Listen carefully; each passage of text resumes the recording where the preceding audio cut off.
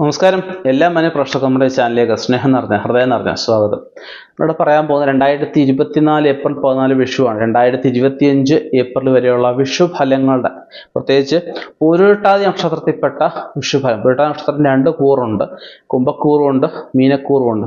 രണ്ട് കൂറിൻ്റെ ഫലങ്ങളെ നമ്മൾ സംഗ്രഹിച്ചുള്ള ഫലമാണ് നമ്മളിവിടെ പറയുന്നത്. നമ്മൾ പറയുന്നത് ഇപ്പോൾ പൊതുഫലം അല്ലെങ്കിൽ ഗോചര ഫലം എന്ന് പറയും. ഓരോ ഗ്രഹങ്ങൾ നിൽക്കുന്ന അവസ്ഥ, ഓരോ സംക്രമങ്ങൾ, ഗ്രഹമാറ്റങ്ങൾ, ഗ്രഹയുദ്ധങ്ങൾ, ഇതൊക്കെ അനുസരിച്ചുള്ള ഫലങ്ങൾ നമ്മൾ ഈ പറയുന്നത്. ഇത് കൂടുതലായിട്ട് വ്യക്തത നിങ്ങൾ ആഗ്രഹിക്കുന്നെങ്കിൽ അവൻ്റെ ജാതകമായിട്ട് നല്ലൊരു ജ്യോതിഷനെ ഫോണിൽ കൂടെ ചോദിക്കാതെ നേരിട്ട് പോയി കണ്ട് ദക്ഷിണയെ കൊടുത്ത് അനുഗ്രഹമൊക്കെ വാങ്ങിച്ച് അവൻ്റെ ജാതകം ഒന്ന് ഗണിച്ച് കൂടുതലായിട്ട് ഫലങ്ങൾ അറിയുന്നത് നന്നായിരിക്കും. ദോഷഫലങ്ങളെ ഒഴിഞ്ഞു പോകാൻ, ശുഭഫലങ്ങളെ വർദ്ധിപ്പിക്കാനൊക്കെ നമ്മളിതിൽ അവസാനം വഴിപാടുകളൊക്കെ പറയുന്നുണ്ട്. അതും അവൻ പൂർണ്ണ വിശ്വാസത്തോടെ ചെയ്തു പോകുന്നത് അഭിവൃദ്ധിക്ക് സഹായമായിരിക്കും. പൂരുരുട്ടാതി നക്ഷത്രക്കാർക്കെന്ന് പറഞ്ഞാൽ തൊഴിൽ മേഖലയിൽ ശക്തമായിട്ടുള്ള ചെറിയ രീതിയിൽ സാമ്പത്തിക പ്രതിസന്ധിയൊക്കെ ഉണ്ടാകും. പക്ഷെ പ്രായം അങ്ങോട്ടും പോകുന്തോറും വ്യത്യാസം നമുക്ക് വരുന്നതായിരിക്കും. വിദ്യാർത്ഥികൾക്കാണെങ്കിൽ കുറച്ച് അലസത, മടി, മറവി ഇവയൊക്കെ ഉണ്ടാവാനുള്ള സാധ്യത കാണിക്കുന്നുണ്ട്. വസ്തുവാഹന ക്രയവിക്രയങ്ങൾ ചെറിയ നഷ്ടങ്ങളൊക്കെ ഉണ്ടാകാനുള്ള അവസ്ഥയൊക്കെ പറയപ്പെടുന്നുണ്ട്. സഹോദര സ്ഥാനിയിൽ നിന്നും ഉത്തമ സുഹൃത്തുക്കളിൽ നിന്നും വലിയ രീതിയിലുള്ള അവരൊക്കെ സഹായത്തെ വലിയൊരു അപകടങ്ങളിൽ നിന്ന് കരകയറാനൊക്കെ സാധിക്കുന്നതായിരിക്കും.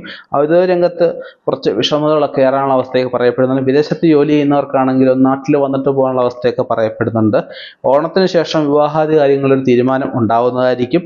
സൃജനാധിഷ്ഠിത, അതുപോലെ രാഷ്ട്രീയ പ്രവർത്തനവുമായി ബന്ധപ്പെട്ട് നിൽക്കുന്നവർക്ക് സ്ഥാനഭ്രംശമൊക്കെ ഉണ്ടാകാനുള്ള അവസ്ഥയൊക്കെ പറയപ്പെടുന്നുണ്ട്. പിതൃസ്ഥാനീയർക്ക് എന്തെങ്കിലും ആപത്തുകളൊക്കെ വന്നു ചേരും, അതൊക്കെ ശ്രദ്ധിക്കേണ്ടതാണ്. വിനോദസഞ്ചാര പരിപാടിയിൽ എന്തെങ്കിലുമൊക്കെ മാറ്റങ്ങൾ വരുത്തേണ്ട അവസ്ഥയൊക്കെ പറയപ്പെടുന്നു. തീർത്ഥാടന സംബന്ധമായിട്ട് യാത്രകൾ ചെയ്യുമ്പോൾ എന്തെങ്കിലും മനോദുഃഖങ്ങളൊക്കെ ഉണ്ടാകും. അതുപോലെ തന്നെ ഒരുപാട് വിമർശനങ്ങൾക്കൊക്കെ വിധേയമാവേണ്ട അവസ്ഥയൊക്കെ പറയപ്പെടുന്നത്. ഗൃഹനിർമ്മാണ പ്രവർത്തനമായിട്ട് അനേക കാലമായിട്ട് ശ്രമിക്കുന്നവർക്ക് നല്ലൊരു കാലമായിട്ട് പറയാവുന്നതാണ്. വിരുന്ന് സൽക്കാരങ്ങളൊക്കെ പങ്കെടുക്കാനുള്ള സാധ്യതയൊക്കെ പറയപ്പെടുന്നുണ്ട്. വാഹനാപകടം ചെയ്തിട്ടുണ്ടോ, അതൊക്കെ ശ്രദ്ധിക്കേണ്ടതാണ്. വ്യാപാര വർധന, ഗൃഹസുഖം ഒക്കെ അടുത്ത വർഷം ആദ്യത്തിൽ പറയപ്പെടുന്നുണ്ട്. ശ്രേയസ് വർദ്ധിക്കാൻ കലാകാരന്മാർക്ക് ധാരാളം അവസരങ്ങൾ ലഭിക്കാനുള്ള അവസ്ഥയൊക്കെ പറയപ്പെടുന്നുണ്ട്. ഈ മൃഗപരിപാലനം അല്ലെങ്കിൽ നാൽക്കാലിയായിട്ട് ബന്ധപ്പെട്ട് ബിസിനസ് ചെയ്യുന്നവർക്ക് നല്ലൊരു സമയമായിട്ട് പറയാവുന്നതാണ്. ഈ കോൺട്രാക്ട് ബിസിനസ് ചെയ്യുന്നവർക്ക് നല്ലൊരു സമയമായിട്ട് പറയാവുന്നതാണ്. ബന്ധുക്കളുമായിട്ട് ഒന്നിക്കാനുള്ള അവസ്ഥ, അതിഥി സൽക്കാരം, എന്തെങ്കിലും പുതിയ കലകൾ എന്തെങ്കിലും പഠിക്കാനുള്ള അവസ്ഥ, കൃഷി, പാചകം ഇവരോടൊക്കെ താല്പര്യം വർദ്ധിക്കുന്ന അവസ്ഥയൊക്കെ പറയാവുന്നതാണ്. രാഷ്ട്രീയ രംഗത്ത് പ്രവർത്തിക്കുന്നവർക്കാണ് അടുത്ത വർഷം അനുമോദനങ്ങൾക്ക് ലഭിക്കാനുള്ള അവസ്ഥയൊക്കെ പറയപ്പെടുന്നുണ്ട്. സ്വീകരണ ചടങ്ങുകളിലൊക്കെ പങ്കെടുക്കാനുള്ള അവസ്ഥയൊക്കെ വന്നു ചേരുന്നതായിരിക്കും. കൂട്ടുകച്ചവടത്തിൽ ചെറിയ നഷ്ടം സംഭവിക്കാതിരിക്കാൻ ശ്രദ്ധിക്കുക.